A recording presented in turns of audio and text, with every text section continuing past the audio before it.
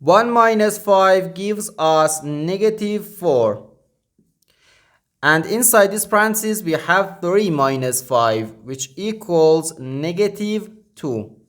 So negative 4 times negative 2, which equals positive 8.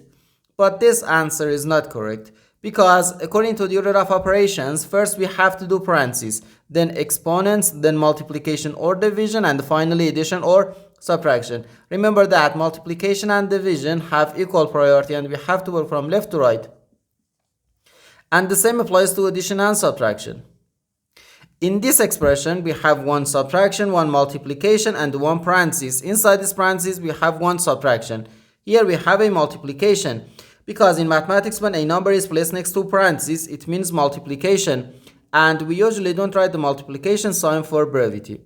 Okay, so according to the PEMDAS, first we have to do this parenthesis, then this multiplication, and finally this subtraction. If we do this subtraction before this multiplication or this parenthesis, it is wrong.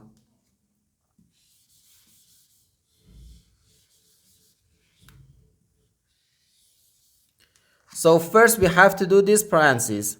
Inside this parenthesis we have 3 minus 5, which equals negative 2. So 1 minus 5, then times negative 2. Now we have one subtraction and one multiplication. According to the PEMDAS, multiplication has higher priority than subtraction, because multiplication comes before subtraction. So here, first we have to do this multiplication, 5 times negative 2, which equals negative 10. So 1 minus negative 10. Now, negative times negative gives us positive. So we have 1 plus 10, which equals 11. And this is our final answer to this problem.